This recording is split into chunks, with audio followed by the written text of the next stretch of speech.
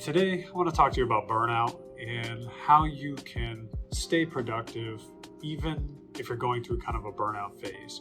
If you're a creative person like me, you're going to hit those points eventually where sometimes you just don't want to do the things that you love to do. And if you have depression like I do, it may even get to the point where it could be something you love to do, something that you're just very passionate about.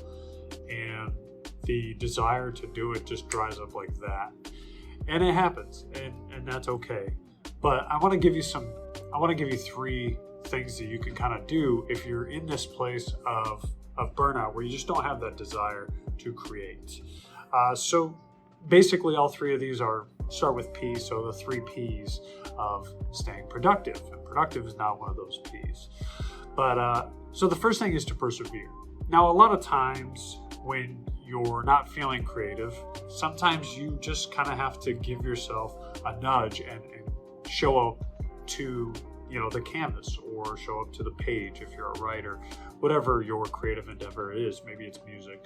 Sometimes you just have to show up and you have to persevere through those feelings, because a lot of times our feelings lie to us, right? So our feelings will tell us, like, maybe you weren't creative to begin with, or maybe you're dealing with kind of imposter syndrome that kind of leads to the burnout. Maybe you're just tired and or you have a lot of things going on in your life, just a lot of stress. And so your feelings will tell you, you know what, you just can't create. Well, that's not necessarily true. Sometimes you just show up and you put in an effort, and even if it's crappy, something might come out of it. I often talk about how Stephen King has mentioned how there are days where he doesn't want to write, but he just writes anyway. He writes whatever he needs to get done for the day, whether he feels like it or not. And some days it feels like he's shoveling crap from a sitting position.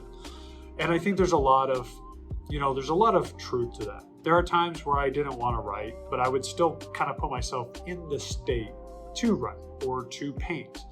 And I would still produce something, and maybe going into it, I didn't feel inclined to make anything. I didn't feel motivated to make something, but I still showed up and I put in an effort, and sometimes I made some really good pieces, or I wrote a decent piece of content that I really actually liked a lot that wouldn't have come out if I didn't show up. So sometimes you just have to persevere through those feelings.